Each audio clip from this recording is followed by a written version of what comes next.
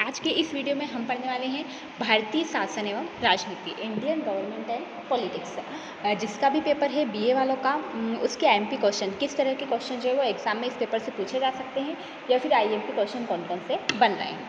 ठीक है, first question आ जाएगा इसका कि भारतीय संविधान की निर्माण प्रक्रिया का वर्णन कीजिए। कि भारत की जो संविधान की प्रक्रिया है उसमें उसका निर्माण कैसे होता है, भारत का जो हमारा संविधान है वो कैसे बन करके तैयार हुआ है ना। निर्माण प्रक्रिया का मतलब क्या है कि उसको बनने में कितना टाइम लगा है और किस तरह से बन करके वो तैयार हुआ है।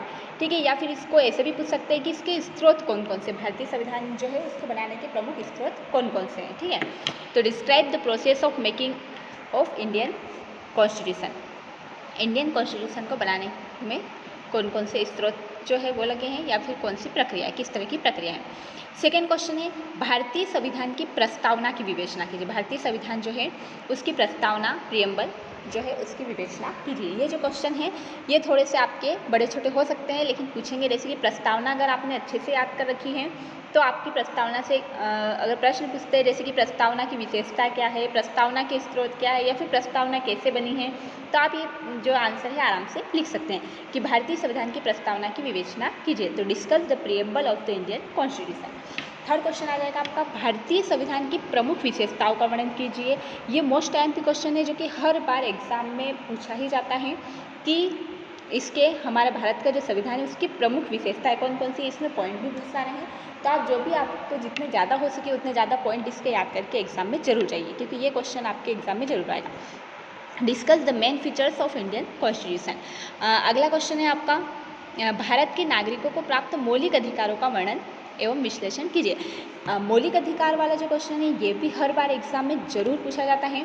मौलिक अधिकार, मौलिक कर्तव्य, संविधान की विशेषता है ना। तो भारत के नागरिकों को प्राप्त मौलिक अधिकार, तो मौलिक अधिकार जो है उसके भी मीनिंग, डेफिनेशन, प्रश्न कैसे भी पूछे मौलिक अधिकारों के बारे में अपने को मीनिंग, डेफिनेशन, अर्थ, परिभाषा और जो भी उसके प्रकार हैं, इतना अगर आप याद कर लेंगे तो किसी भी तरह के प्रश्न पूछते आप आराम से लिख करके आ जाएंगे। कोई भी क्वेश्चन हो उसका मीनिंग, उसकी डेफिनेशन और उसके जो भी प्रकार है टाइप से वो या फिर उसकी विशेषताएं हैं वो अपन याद करेंगे तो अपने आराम से क्वेश्चन बढ़ जाएंगे। ठीक है, तो मौलिक अधिकार हो गया। Discuss critically the fundamental rights given to the citizen of India.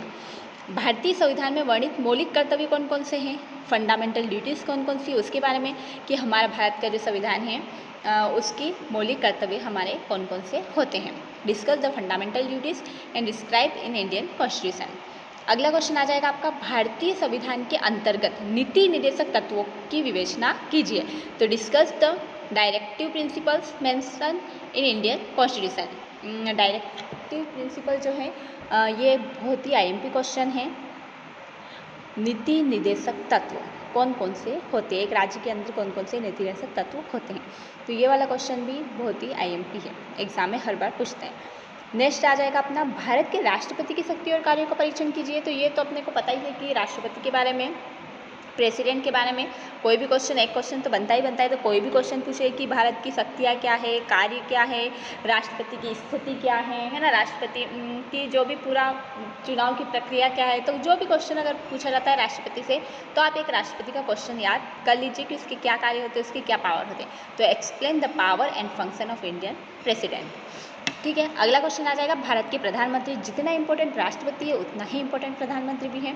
कि discuss the position and function of the Indian prime minister. Prime minister के जो कार्य पूछे, स्थिति पूछे, उसकी चुनाव की प्रक्रिया पूछे या फिर उसके जो भी कार्य कि क्या कौन सी स्थिति में उसका संगठन है, जो भी जिस भी प्रकार का आपको क्वेश्चन पूछा रहा है प्रधानमंत्री के बारे में है तो आप उसके कुछ पॉइंट याद कर लीजिए, जैसे कि कार्य, जो भी उसकी कार्य है, स्थिति है ना, उसकी चुनाव कैसे हुआ, क्या स्थिति है, वो सब आप भारत के प्रधानमंत्री के बारे में याद कर लीजिए, आपका क्वेश्चन जो है वो आराम से बैठ जाएगा।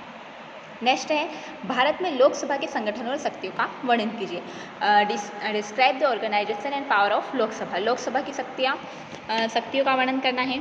लोकसभा है तो अपने को राज्यसभा भी करना ही है। तो अगला क्वेश्चन आ जाएगा राज्यसभा से कि राज्यसभा के संगठन और शक्तियाँ कौन कौन सी होती है। तो discuss the organisation and power of the Rajya Sabha. उसके बाद आता है लोकसभा और राज्यसभा के बाद आता है आपका सर्वोच्च न्यायालय, सुप्रीम कोर्ट।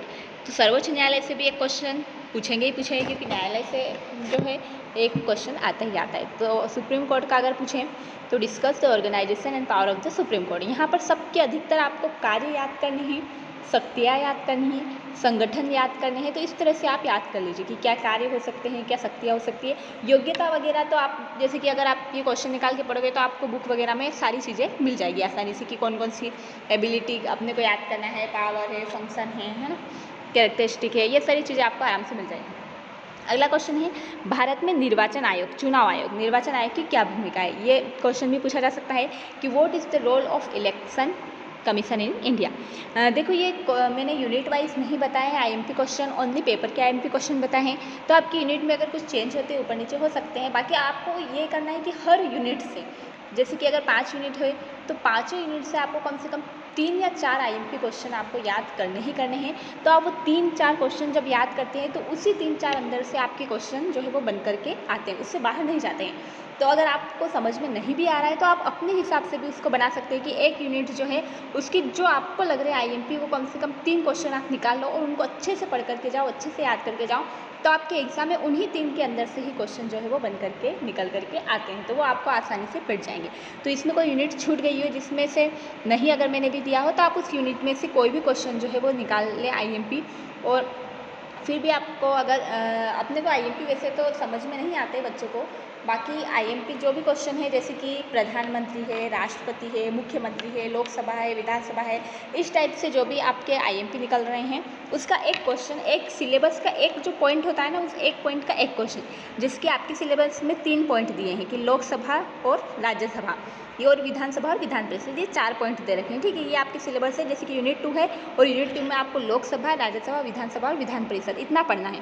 तो आप क्या करें कि एक एक क्वेश्चन जो है वो तीनों चारों से निकाल लीजिए और उस एक क्वेश्चन के बारे में आप जितने अच्छे से और जो आपको ज़्यादा इजी लग रहा है वो आप उसको पढ़िए और याद कर लीजिए। जैसे कि उसका सबसे पहले मीनिंग है ना, उसकी डेफिनेशन अगर नहीं है, जैसे कि इस सब्जेक्ट में डेफिनेशन कम हो सकती है तो इस पेपर में अगर डेफिनेशन नहीं आती है तो आप उसकी एबिलिटी, योग्यता है ना, संगठन है, ये सारी चीज़ें आप उसको पढ़ करके आप अपना आंसर तैयार कर लीजिए। तो उन 3 टॉपिक से बाहर तो आपका क्वेश्चन जो है वो पूछा ही नहीं जाता है। तो वो 3-4 टॉपिक के अंदर से ही आपका क्वेश्चन बन करके आएगा।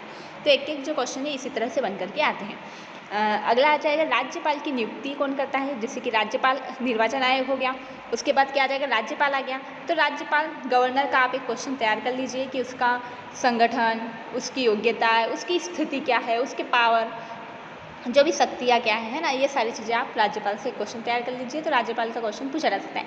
राज्यपाल के अथवा में आपके राष्ट्रपति पूछ लेंगे या प्रधानमंत्री पूछ लेंगे या मुख्यमंत्री पूछ लेंगे या लोकसभा, राज्यसभा, कुछ भी पूछ सकते हैं। ठीक है, अगला आ जाएगा मुख्यमंत्री के कार्य और स्थिति का वर्णन कीजिए। तो discuss the function and position of the chief minister. तो मुख्यमंत्री के कार्य और स्थिति मतलब कि मुख्यमंत्री से भी जो है वो क्वेश्चन आता है। ठीक है, अगला आ जाएगा राज्य विधानसभा के संगठन एवं शक्तियों का वर्णन कीजिए। तो discuss the organisation and power of state legislative assembly. अगला आ जाएगा विधानसभा, जैसे कि ये विधानसभा, विधान परिषद, ठीक है, लोकसभा, राज्यसभा, इस तरह से जो क्वेश्चन हैं आपके आएंगे ही आएंगे इस पेपर में। विधानसभा के संगठन, कार्य और शक्तियों का वर्णन कीजिए। तो discuss the composition, function and power of state legislative council. न्यायिक सक्रियता क्या है, जुडिशियल एक्टिविटीज़ है, न्यायिक सक्रियता के बारे में पूछा जा सकता है। और लास्ट क्वेश्चन आपका आएगा निर्वाचन पद्धति के बारे में, इलेक्शन सिस्टम के बारे में। तो ये मैंने बहुत ही कम क्वेश्चन निकाले हैं आपके इसमें से। तो इस अगर आपके सिलेबस में अगर ये पेपर है और इस सिलेबस भी अगर यही है तो ये मोस्ट आईएमपी क्वेश्चन है, इससे बाहर नहीं पूछेंगे। और अगर सिलेबस थोड़ा सा अगर आपको लग रहा है कि थोड़ा सा चेंज हो रहा है तो आप उस सिलेबस में अगर कुछ क्वेश्चन अगर बैठते हैं तो ठीक है, बाकी क्या आप उस सिलेबस में से अपनी हर यूनिट से आप क्वेश्चन जरूर निकालिएगा। ऐसा ना हो कि आपकी एक भी यूनिट जो है वो छूट जाए एग्ज़ाम के लिए। हर यूनिट से आपके क्वेश्चन 3 तो कम से कम तैयार होने ही चाहिए। तो आपके 3 क्वेश्चन एक यूनिट से अगर तैयार रहेंगे अच्छे, तो फिर आपके ये समझो कि एग्ज़ाम में आपको इससे बाहर कुछ भी नहीं पूछा जाएगा। ठीक है, thank you so much, take care, keep learning.